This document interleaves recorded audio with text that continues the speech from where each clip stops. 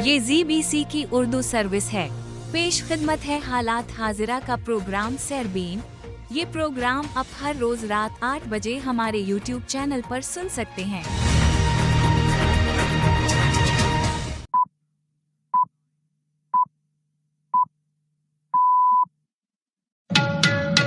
जुमा 4 अप्रैल के सरबीन से जावेद चौधरी का सलाम।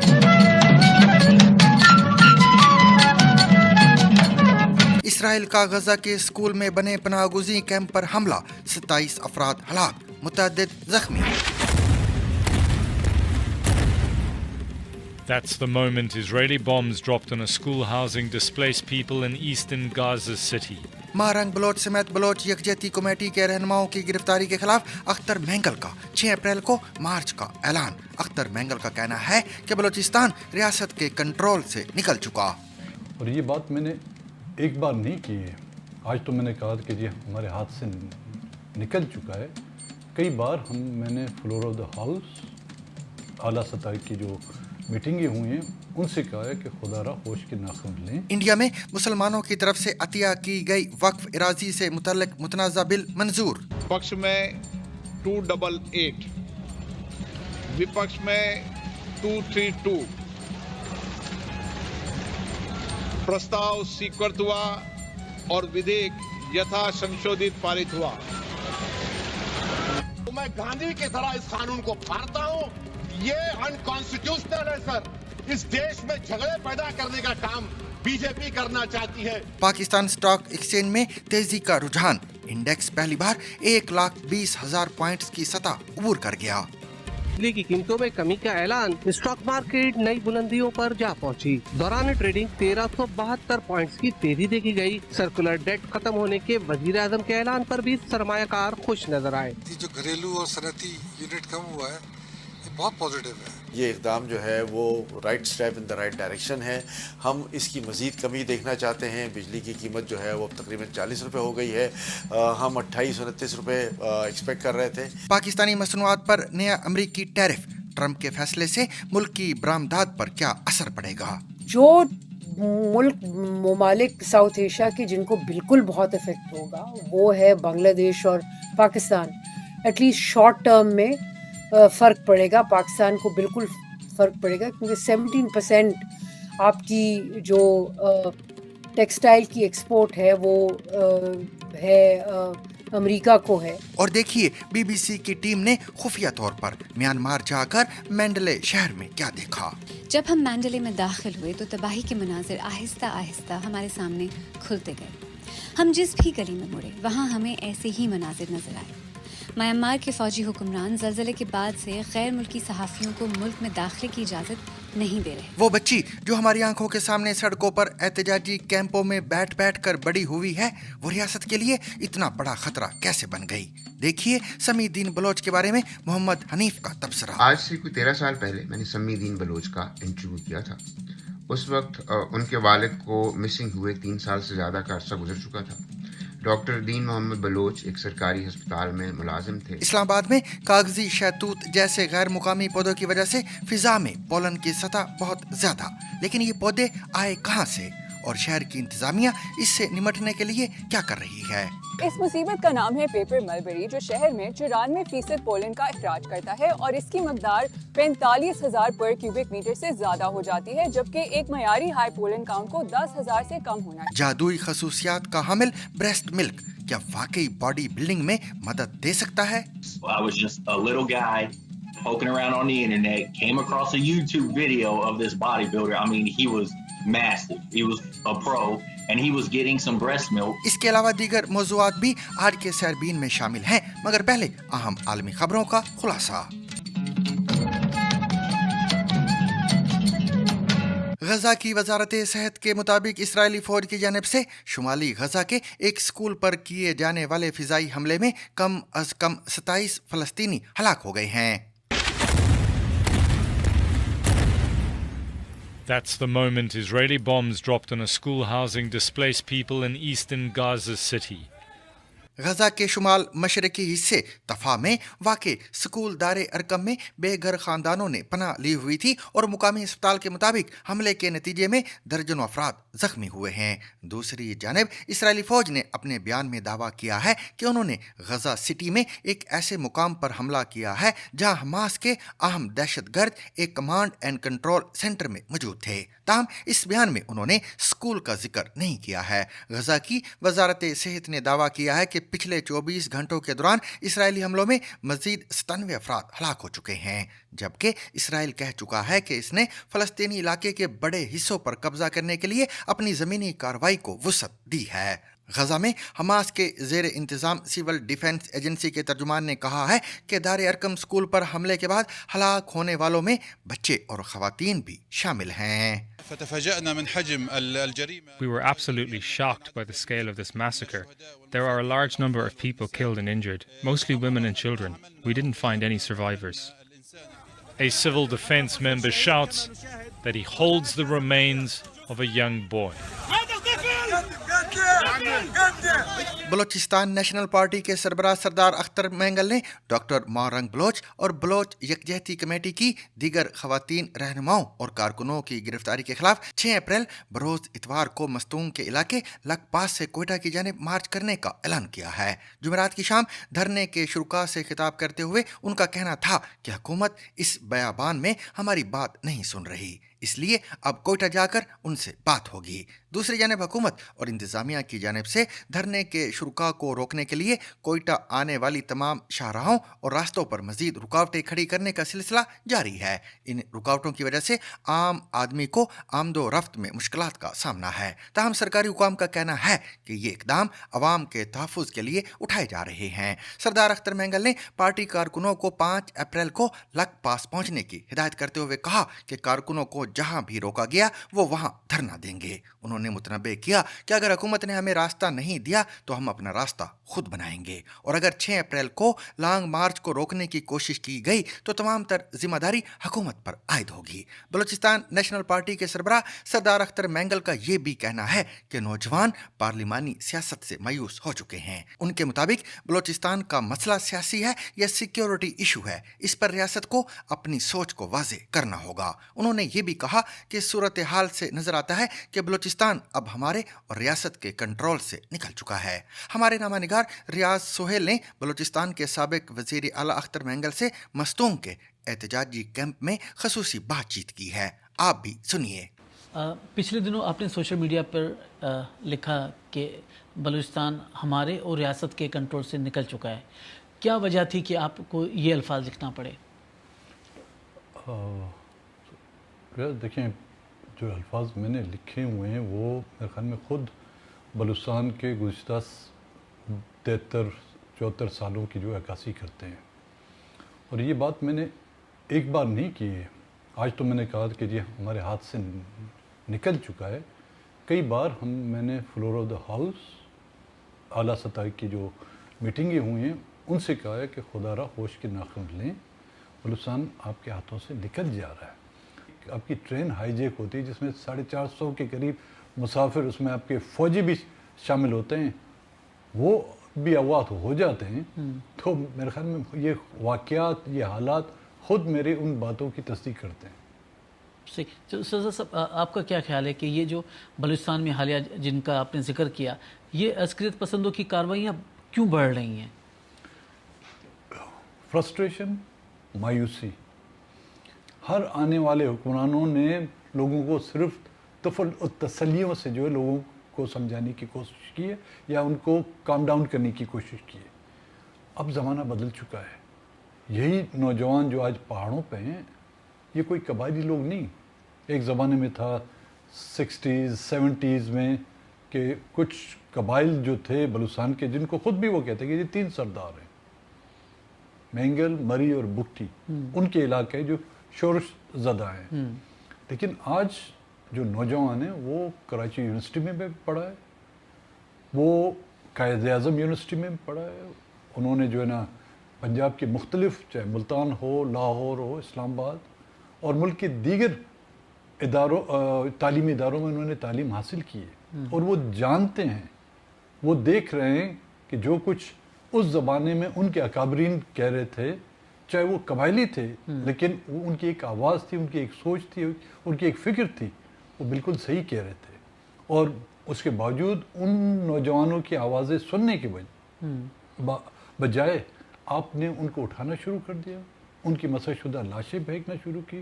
15 سال تک جو ہے لوگ اپنے گھروں سے غائب ہیں, کسی کا بھائی, کسی کا والد, کسی کا بیٹا, کسی کا کزن.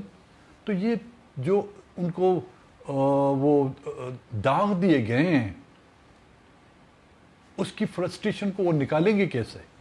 اس میں قصور میں سمجھتا ہوں ریاست, حکومتیں, مختلف حکومتیں اور ریاست کے وہ تمام ادارے شامل ہیں. اس میں عدلیہ کو ہم بری الزامہ نہیں کہہ سکتے, اس میں آپ ریاستی خفیہ اداروں, فوج سے لے کر ان کے جو خفیہ ادارے, ان کو بری الزامہ نہیں قرار دے سکتے. اس میں پارلیمنٹ بھی بڑی ذمہ دار ہے, کیونکہ یہ مسئلے ہم نے پارلیمنٹ میں بیٹھ کے ان پارٹیوں کو سمجھانے کی کوشش کی, لیکن کچھ نہیں, اس کا نتیجہ کچھ نہ نکلا. صحیح. اختر صاحب, جیسے آپ نے کہا کہ بلوچستان کی صورتحال کافی سنگین ہوتی جا رہی ہے, تو کیا وجہ ہے کہ بلوچ قیادت نظر نہیں آ رہی؟ وہ بلوچ قیادت کہاں غائب ہے؟ بلوچستان کے اندر کیوں نظر نہیں آ رہی؟ دیکھیں, بلوچ قیادت نے دونوں طرف کوشش کی کہ ایک برج کا رول ادا کرے, ان نوجوانوں کو بھی سمجھائیں اور ریاست اور ریاستی اداروں یا وہ جو پولیٹیکل پارٹی ہیں ان کو بھی سمجھانے کی کوشش کریں. اس قیادت کو یا تو آپ نے غداری کے الزامات لگا کے ان کو بالکل راستے سے ہٹا دیا, یا ان الزامات کے باوجود انہوں نے کوشش کی کہ اپنی بساط کے مطابق آپ کے نزدیک آئیں, آپ کو اپنا پوائنٹ آف ویو بلوچستان میں ہونے والے ظلم و جبر کی داستانیں سنائیں. اسمبلیوں میں کئیوں نے ڈیسک بجائے ہماری اس داستانوں کو سن کر, کئیوں نے آنسو بہائے, کئیوں نے ہمارا مذاق اڑایا.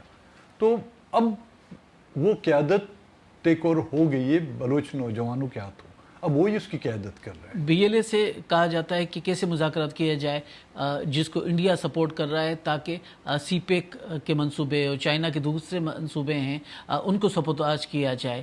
تو آپ کیا کہیں گے اس پر؟ دیکھیں, بیرونی مداخلت کو کسی بھی ملک کے اندرونی معاملات میں آپ نظر انداز نہیں کر سکتے. اگر وہ مداخلت کر رہے ہیں اس کے مواقع آپ نے خود مہیا کیے ہیں. آپ بلوچستان کے لوگوں کے وہ جو جائز حقوق تھے وہ دیتے تو آج وہ کسی کی طرف نہ دیکھتے, نہ ہندوستان کی طرف دیکھتے, نہ افغانستان کی طرف دیکھتے, نہ امریکہ کی طرف دیکھتے تھے. حالیہ دنوں جو قومی سلامتی کونسل کا اجلاس ہوا, آپ کی جماعت نے اس کا بائیکاٹ کیا, اس کی کیا وجہ تھی؟ میں نے تو تقریباً سپٹمبر میں نے قومی اسمبلی سے استعفیٰ دے دیا. میں ایک ہی پارلیمنٹیرین سے, دو ہمارے جو سینیٹر تھے وہ ہمارے مسنگ پرسنس کی طرح ان کو بھی غائب کر دیا گیا, جب واپس لایا گیا پھر ان کو استعفیٰ لے کے ان کو نوازا بھی گیا. تو یہ پارلیمنٹیرین کی میٹنگ تھی, جب مجھ سے باقاعدہ ایک تو انہوں نے رابطہ ہی نہیں کیا, اعلیٰ سطح یا حکومت کہیں یا حکومت کے ذمہ داروں نے, انہوں نے کوئی رابطہ نہیں کیا, نہ مجھے کوئی ہماری پارٹی کو کوئی باقاعدہ اس کا انویٹیشن ملا. اس طرح کی جب کوئی میٹنگیں یا کانفرنسیں بلائی گئی ہیں تو انہوں نے پہلے اپنا ایک مائنڈ بنایا ہوتا ہے اور اس مائنڈ کو, فیصلوں کو انڈورس کرنے کے لیے انہوں نے ہمیشہ پارلیمنٹ, پولیٹیکل پارٹیوں کا سہارا لیا. ہمیشہ مذاکرات ہوتے ہیں, مذاکرات میں کامیابی نہیں ہوتی تو پھر ایک انتہائی اقدام کی طرف لے جایا جاتا ہے. تو آپ کا لگتا ہے کہ یہ تمام تقاضے پورے ہوئے؟ دیکھیں, آپریشن کب نہیں ہوا, ہم بالکل گناہگار ہیں. وہ آپریشن تو چلتا آ رہا ہے, اس کی انٹینسٹی میں جو ہے نا, اس کی فریکوینسی میں کبھی تیزی آ جاتی ہے, کبھی کمی آ جاتی ہے, لیکن کیا اس سے کچھ نتائج, مثبت نتائج ان آپریشنوں سے حاصل ہوئے؟ نہیں. آج جو کچھ یہ ہو رہا ہے وہ ان تمام آپریشنز کے نتائج ہیں جو بھگت رہے ہیں. تو کیا ایک اور آپریشن سے بلوچستان کے مسئلے کا حل کیا جائے گا؟ نہیں. اور اس طرح کے آپریشن ایک خلیج درمیان میں جو ایک ہلکی سی لکیر کے طور پر ہے, وہ خلیج شاید اتنی گہری ہو جائے, اتنی ڈیپ ہو جائے, پھر کوئی راستہ واپسی کا ممکن نہ ہو. जो कौमी सलामती काउंसिल का इजलास हुआ उसके बाद जो इलामिया आया उसमें जो आर्मी चीफ ने गवर्नेंस के इशू पर भी क्रिटिसाइज़ किया। तो आप क्या समझते हैं कि बलूचिस्तान में जो हुकूमतें रही हैं उनकी गवर्नेंस और उन पर जो करप्शन के इल्ज़ाम लगे तो क्या एक एलिमेंट वो भी है जो बलूचिस्तान की सूरत हाल है आज इस पर? गुड गवर्नेंस आपको तब मिलेगी जब वो लोग बाकायदा मुंतखब होके आएंगे अवामी वोटों से। वो समझते हैं कि जी हम अवाम के वोटों से नहीं आए तो फिर वो अवाम का दर्द क्यों रखेंगे? करप्शन करेंगे, बिल्कुल करेंगे, करते आ रहे हैं। करप्शन वो इस वक्त नहीं करते कि उनको पता है कि कल मेरे गिरबान में पकड़ने वाले मेरे वोटर होंगे, उनका वोटर तो नहीं है। इंडियन पार्लिमान के ऐवान ज़री ने एक मुतनाज़ा बिल मंजूर किया है जिसके तहत सदियों से मुसलमानों की तरफ से अतिया की जाने वाली अरबों डॉलरों की जायदादों का निज़ाम तब्दील हो जाएगा। लोकसभा में बुध को 12 घंटों की बहस के बाद वक्फ तरमीमी बिल 2024 को 232 के मुकाबले में 228 अरकान की हिमायत से मंजूर किया गया है। अब राज्यसभा में इस पर मजीद मुशावरत होगी जहां से मंजूरी के बाद सदर के दस्तखत से ये कानून बन सकता है। पक्ष में 288, विपक्ष में 232। प्रस्ताव स्वीकृत हुआ और विधेयक यथा संशोधित पारित हुआ। हुकूमत का कहना है कि बिल का मकसद वक्फ के निज़ाम में शफाफियत लाना है। ताहम हिज़्ब इख्तिलाफ और मुस्लिम गिरोहों ने इसे मुल्क की सबसे बड़ी अक़लियत के आईनी हक को कमज़ोर करने की कोशिश करार दिया है। मैं गांधी की तरह इस कानून को फाड़ता हूं। ये अनकॉन्स्टिट्यूशनल है सर। इस देश में झगड़े पैदा करने का काम बीजेपी करना चाहती है मस्जिद और मंदिर के नाम पर, इसीलिए मैं इसका कंडेम करता हूं। ये बिल गुज़िश्ता साल अगस्त में पेश किया गया था मगर अपोजिशन के एहतजाज के बायस इसे मुश्तरका पार्लिमानी कमेटी को भेजा गया था। बिल का जो मुसवदा मंजूर हुआ है इसमें वो तब्दीलियां नहीं की गईं जो अपोजिशन अरकान ने तजवीज़ की थीं। लोकसभा में कायदे हिज़्ब इख्तिलाफ राहुल गांधी ने एक्स पर एक पैगाम में लिखा कि ये आइन पर हमला है। आज मुसलमान निशाने पर हैं, कल कोई और बिरादरी निशाना बन सकती है। कई मुस्लिम तंजीमें इस तरमीम शुदा वक्फ बिल को चैलेंज करने की हिकमत अमली भी बना रही हैं। सुप्रीम कोर्ट के वकील फजल अहमद अयूबी का कहना है कि वक्फ अराजी हुकूमत की नहीं है बल्कि ये अतिया करदा अराजी है जो लोगों ने अपनी जायदाद से अतिया की थी। उनके बकौल हुकूमत ये तासुर दे रही है कि जैसे वक्फ ने सरकारी ज़मीन पर कब्जा कर लिया हो। वाज़ेह रहे कि वक्फ इमलाक में मसाजिद, मदारस, शेल्टर होम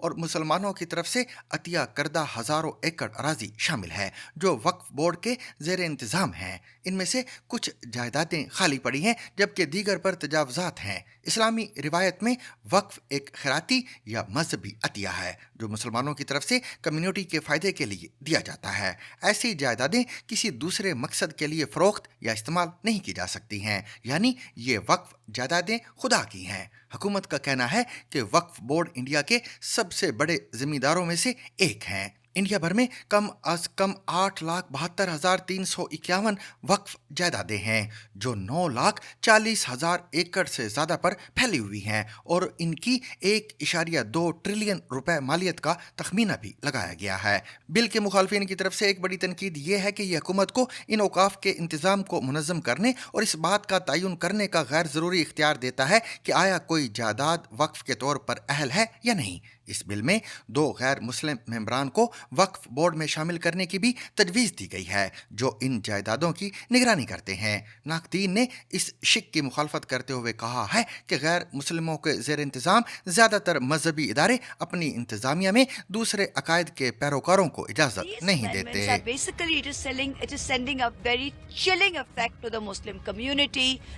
संभाल के रहो, हमारा पैरों के नीचे रहो।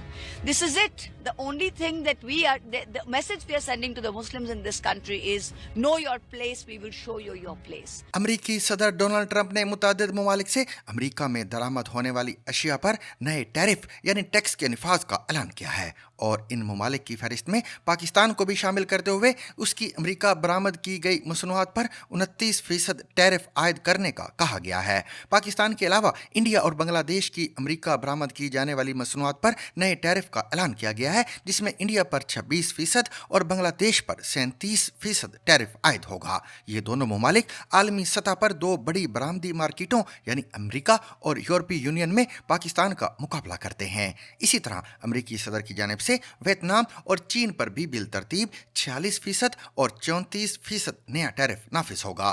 अमेरिका की जानिब से पाकिस्तान पर नए टैरिफ का निफाज एक ऐसे वक्त में होगा जब पाकिस्तान की मईशत को मुख्तलिफ मसाइल का सामना है, जिसमें से एक दरामदाद में इजाफा भी है। पाकिस्तान को ज़्यादा दरामदाद की वजह से एक बड़े तजारती खसारे का भी सामना है और इसे कम करने के लिए बरामदाद में बड़े इजाफे की ज़रूरत है। मौजूदा माली साल के पहले 8 महीनों में मुल्क का तजारती खसारा $15 अरब से ज़्यादा रहा, जिसकी वजह इन महीनों में $22 अरब की बरामदाद और $37 अरब की दरामदाद रहीं। सरकारी अदाद-ओ-शुमार का जायजा लिया जाए तो पाकिस्तान की बरामदाद की सबसे बड़ी मंडी अमेरिका है, जहां दुनिया के किसी दूसरे मुल्क के मुकाबले में पाकिस्तान की सबसे ज़्यादा बरामदाद रिकॉर्ड की गई हैं। अमेरिकी सदर की जानिब से पाकिस्तान की मसनूआत पर नए टैरिफ के निफाज के बाद अमेरिका में दरामद होने वाली पाकिस्तानी मसनूआत की अमेरिकी मार्केट में कीमत ज़्यादा हो जाएगी। ताहम सिर्फ पाकिस्तानी मसनूआत ही महंगी नहीं होंगी, बल्कि बांग्लादेश, इंडिया, चीन और वियतनाम की मसनूआत भी ज़्यादा कीमत पर अमेरिकी मंडी में मिल पाएंगी। नए टैरिफ का ऐलान करने के बाद इसका पाकिस्तान से अमेरिका बरामद होने वाली मसनूआत पर मुमकिन असरात के बारे में मईशत और बैरूनी तजारत के माहिरीन का कहना है कि इसके पाकिस्तानी मसनूआत पर मनफी असरात तो यकीनी तौर पर मुरतब होंगे। ताहम अमेरिका की जानिब से सिर्फ पाकिस्तान पर टैरिफ का निफाज नहीं किया गया है, बल्कि दूसरे ममालिक भी इसका शिकार होंगे। किंग्स कॉलेज लंदन से मुंसलिक डॉक्टर आयशा सदीका का कहना है कि बांग्लादेश और पाकिस्तान की मौजूदा कमज़ोर मईशत की वजह से इन पर इसका मनफी असर ज़्यादा महसूस होगा। जो मुल्क ममालिक साउथ एशिया के जिनको बिल्कुल बहुत इफेक्ट होगा वो है बांग्लादेश और पाकिस्तान। एटलीस्ट शॉर्ट टर्म में फ़र्क पड़ेगा, पाकिस्तान को बिल्कुल फ़र्क पड़ेगा, क्योंकि 17% आपकी जो टेक्सटाइल की एक्सपोर्ट है वो अमेरिका को है। अच्छा, अब उसमें ये हर कोई अपना कोना ढूंढ रहा है ना, तो इसमें शॉर्ट टर्म में तो देखें हमारे लिए परेशानी की बात है, क्योंकि चीज़ें महंगी हो गई, लेकिन लॉन्ग टर्म में एक अपॉर्चुनिटी भी है, क्योंकि जैसे बांग्लादेश जो है रेडीमेड गारमेंट्स उनकी बहुत बड़ी एक मतलब कि मैं समझती हूँ कि बांग्लादेश और पाकिस्तान जो है वो दो उन ममालिक में हैं जिन्होंने अपना प्रोडक्शन को कभी डाइवर्सिफाई नहीं किया, अपनी मार्केट को भी डाइवर्सिफाई नहीं किया। मतलब कि हमारी जो टेक्सटाइल इंडस्ट्री है वो एक तो ओवर इनवॉइसिंग के मसाइल हैं, इस किस्म की और चीज़ें हैं, सब्सिडीज़ थी, अब सब्सिडीज़ तो अब आके आईएमएफ ने बंद कराएंगे, लेकिन सब्सिडीज़ जो हैं वो बहुत ज़माने सब्सिडीज़ ली, ओवर इनवॉइसिंग बहुत होती है, इस किस्म के मसाइल हैं। लेकिन उसके साथ ये है कि हमने अपनी प्रोडक्शन लाइन को भी डाइवर्सिफाई नहीं किया। यही प्रॉब्लम बांग्लादेश में भी है। सो बांग्लादेश पहली दफ़ा हिट हुआ था उसकी इकोनॉमी जब कोविड आया था, मांग नीचे चली गई, क्या करें? अब इनके टैक्सेस जो हैं वो ज़्यादा हो गए हैं। तो लॉन्ग टर्म में हमारा जो एक कोना है वो ये है कि अगर हम कुछ डाइवर्सिफाई भी करते हैं अपने प्रोडक्ट्स को और चीज़ें हम करते हैं, ज़्यादा रेडीमेड गारमेंट्स वगैरह के टेक्सटाइल की भी कई फैसेट्स हैं ना, हमारा चूंकि कंपैरेटिवली देखिए हमारा टेक्सटाइल्स का हमारा कंपैरेटिवली चाइना से कम है, हमारा कंबोडिया वियतनाम से कम है, तो हमारी प्राइसेस जो हैं इन रिलेशन टू ये जो बाकी मुल्क हैं, हमारे पास 29% है, तो एक कंपैरेटिव एडवांटेज आ जाता है। और मार्केट जब इस इनस्टेबिलिटी से निकल के स्टेबलाइज होगी तो हमारे पास फिर अपॉर्चुनिटीज भी होंगी। वाज़ेह रहे कि दरामदात पर टैरिफ में कस्टम ड्यूटी और रेगुलेटरी शामिल होती है, जिसे बढ़ाकर किसी मुल्क में बाहर से चीजें मंगवाने की हौसला शिकनी की जाती है। पाकिस्तान की अमेरिका के साथ तिजारत का जायजा लिया जाए तो तिजारत का तवाज़ुन पाकिस्तान के हक में है, यानी पाकिस्तान की अमेरिका को बरामदात ज्यादा और वहां से दरआमदात कम है। फरवरी के महीने में पाकिस्तान ने अमेरिका को $40 करोड़ से जायद की मसनूआत बरामद की और सिर्फ $13 करोड़ की अशिया दरामद की। दूसरी जानब चीन से पाकिस्तान ने इस महीने में $1.5 अरब की चीजें मंगवाई और पाकिस्तान से चीन जाने वाली अशिया का हुजम सिर्फ $16 करोड़ रहा। मौजूदा माली साल के पहले 6 महीनों में पाकिस्तान ने अमेरिका को तकरीबन $3 अरब की अशिया बरामद की। गुज़िश्ता माली साल में पाकिस्तान की अमेरिका को भेजी जाने वाली अशिया की मालियत $5 अरब से ज्यादा थी। पाकिस्तान स्टॉक एक्सचेंज में जुमे के रोज तेजी का रुझान रिकॉर्ड किया गया है, जिसके बाद इंडेक्स में 1500 पॉइंट से ज्यादा का इजाफा रिकॉर्ड किया गया है। बिजली की कीमतों में कमी का ऐलान, स्टॉक मार्केट नई बुलंदियों पर जा पहुंची। दौरान ट्रेडिंग 1372 पॉइंट्स की तेजी देखी गई। सर्कुलर डेट खत्म होने के वजीर आजम के ऐलान पर भी सरमायाकार खुश नजर आए। जो घरेलू और सनती यूनिट कम हुआ है, ये बहुत पॉजिटिव है। ये इकदाम जो है वो right step in the right direction है। हम इसकी मज़ीद कमी देखना चाहते हैं। बिजली की कीमत जो है वो तकरीबन ₹40 हो गई है। हम 2829 रुपये एक्सपेक्ट कर रहे थे। मार्केट में कारोबार का आगाज मस्बत अंदाज में हुआ और इंडेक्स में मुसलसल इजाफा रिकॉर्ड किया गया, जिसके बाद इंडेक्स 1,20,000 पॉइंट्स की सतह अबूर करके 1,20,440 पॉइंट्स की सतह तक पहुंच गया। पाकिस्तान स्टॉक एक्सचेंज में तेजी की वजह हुकूमत की जानिब से बिजली की कीमत में कमी को करार दिया गया है। तज्जियाकारों के मुताबिक हुकूमत की जानिब से घरेलू और सनती सार्फिन के लिए बिजली की कीमत में कमी मईशत के शूबे के लिए एक अच्छी खबर है, जिसका असर स्टॉक एक्सचेंज में कारोबार पर मस्बत अंदाज में हुआ। तज्जियाकारों ने ZBC उर्दू को बताया कि मुल्क में बिजली की कीमत की कमी ने स्टॉक एक्सचेंज में तेजी को फरोग दिया, तो इसके साथ मार्च के महीने में महंगाई की शरह में कमी भी मईशत के लिए एक मस्बत पेशरफ्त है, जिसने कारोबार में मस्बत रुझान को फरोग दिया। हुकूमती अदादोशुमार के मुताबिक मार्च के महीने में महंगाई की शरह 0.70% रही, जो 59 साल की कम तरीन सतह है।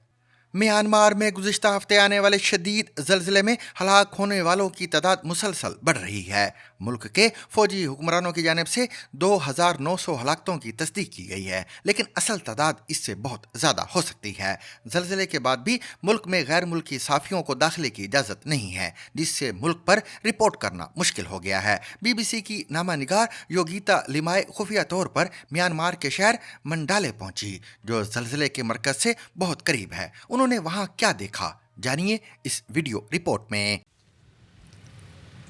ये गुंजान आबाद शहर है जो इस मुल्क में एक सदी के सबसे बड़े ज़लज़ले की बराह रास्त जद में आया।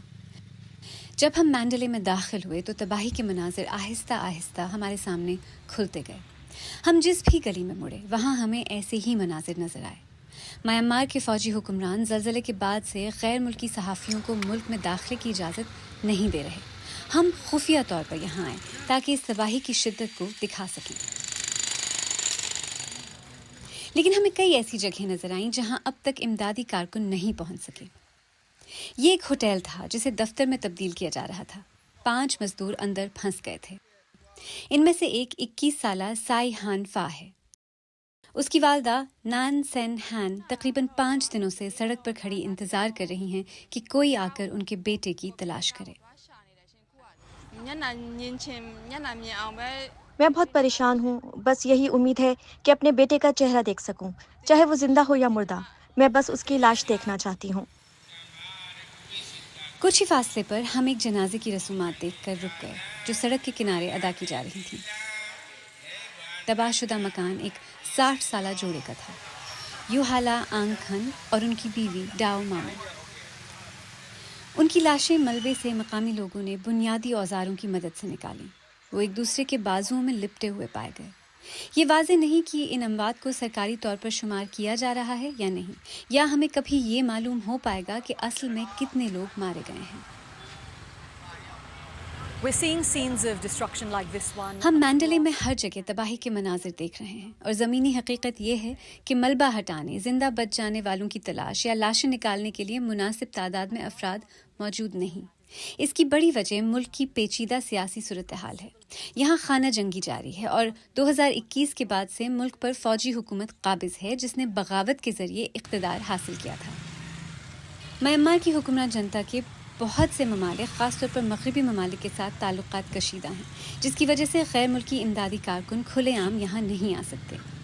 یہ پہلے ہی زندہ بچ جانے والوں کو تلاش کرنے کی کوششوں میں رکاوٹ بن چکا ہے.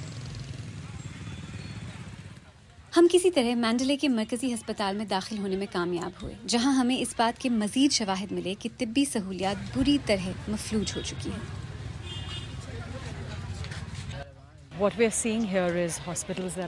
جو کچھ ہم یہاں دیکھ رہے ہیں وہ یہ ہے کہ ہسپتالوں کی گنجائش ختم ہو چکی ہے.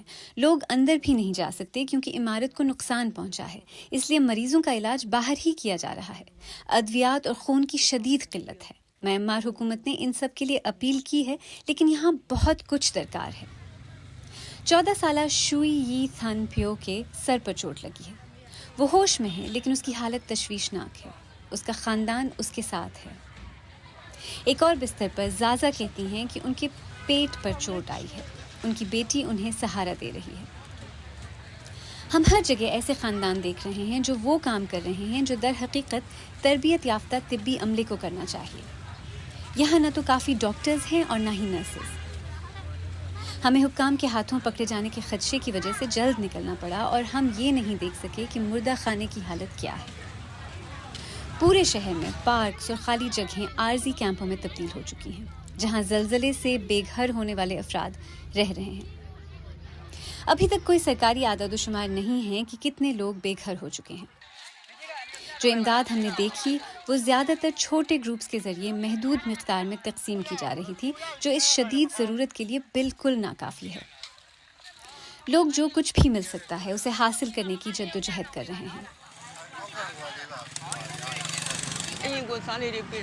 ہماری ملاقات ڈاؤ کھن ساؤ منت سے ہوئی جو ہمیں بتاتی ہیں کہ ان کا گھر تباہ ہو چکا. مجھے کچھ سمجھ نہیں آ رہا. میرا دل اب بھی ڈوب رہا ہے. یہ بہت مشکل ہے. میرا گھر گر گیا، وہ ختم ہو گیا.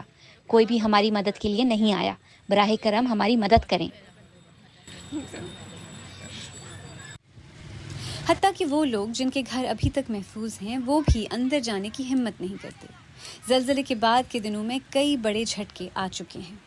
یہ ایک ایسا شہر ہے جو باہر رہنے پر مجبور ہے. یہ ایک ایسا شہر ہے جو خوف میں جی رہا ہے. وہ بچی جو ہماری آنکھوں کے سامنے سڑکوں پر احتجاجی کیمپوں میں بیٹھ کر بڑی ہوئی ہے، وہ ریاست کے لیے اتنا بڑا خطرہ کیسے بن گئی؟ دیکھیے سمی الدین بلوچ کے بارے میں محمد حنیف کا ویلاگ. آج سے کوئی 13 سال پہلے میں نے سمی الدین بلوچ کا انٹرویو کیا تھا. اس وقت ان کے والد کو مسنگ ہوئے 3 سال سے زیادہ کا عرصہ گزر چکا تھا. ڈاکٹر دین محمد بلوچ ایک سرکاری ہسپتال میں ملازم تھے اور بلوچستان نیشنل موومنٹ کے کارکن تھے. BNM ایک سیاسی جماعت تھی جس پر کسی طرح کی کوئی پابندی نہیں تھی. اس انٹرویو میں سمی الدین بلوچ نے ایک بات کی جو مجھے زیادہ اچھی نہیں لگی. انہوں نے کہا کہ اگر میرے والد کو 3-4 سال تک مسنگ رکھنے کے بعد ایک مسخ شدہ لاش بنا کر سڑک کے کنارے پھینک دیا جاتا ہے تو میری اس جد و جہد کا کیا فائدہ. انہوں نے یہ بھی کہا کہ ان احتجاجی کیمپوں میں بیٹھ کر ہم خود کو مسخ شدہ لاشیں محسوس کرنے لگے ہیں. ایک پاکستانی ٹینیجر کے منہ سے یہ بات سن کر مجھے کچھ برا بھی لگا اور تھوڑا دکھ بھی ہوا. انہوں نے یہ بھی کہا کہ ان کی اپنی تعلیم تو بیچ میں رہ گئی ہے، اب انہیں اپنی چھوٹی بہن اور ماں کی فکر ہے جو دل کی مریضہ ہیں. اب گزشتہ 13 سالوں میں ہمارے صحافی بہنوں اور بھائیوں نے سمی الدین بلوچ کو سڑکوں پر ہی دیکھا ہے. کبھی کراچی پریس کلب کے سامنے، کبھی کوئٹہ، کبھی اسلام آباد کی طرف لانگ مارچ کرتے ہوئے. وہ لڑکی جو اپنے باپ کی تلاش میں نکلی تھی وہ آہستہ آہستہ دوسرے مسنگ پرسنز کے خاندانوں کی آواز میں آواز ملاتی رہی.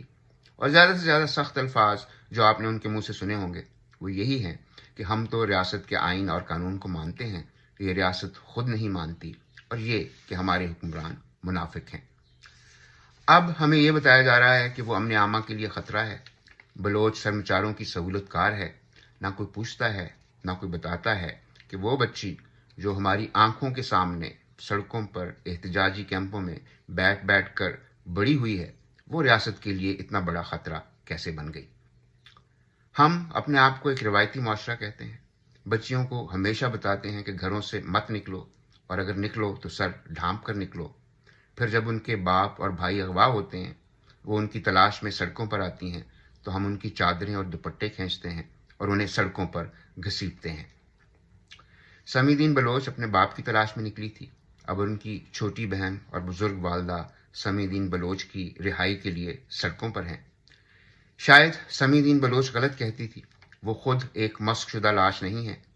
ये मुआशरा और हमारा इंसाफ का निज़ाम, ये एक मस्कशुदा लाश है जो सड़क के किनारे फेंक दी गई है।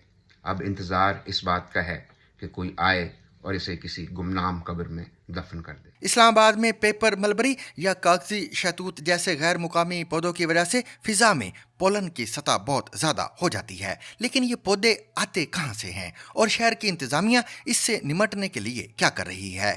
जानिए आयशा मीर से।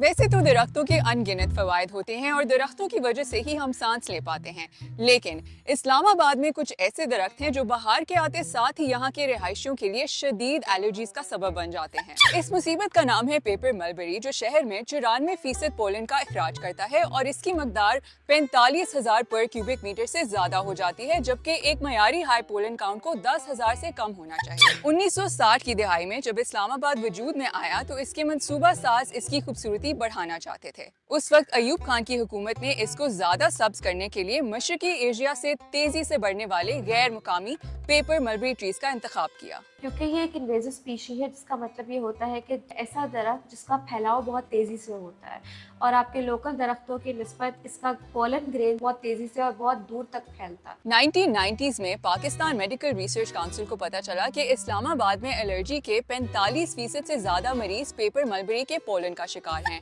सन 2009 में एक जज ने कैपिटल डेवलपमेंट अथॉरिटी को हुक्म दिया था कि इस पौधे की तमाम अक़साम को 3 साल में खत्म कर दिया जाए।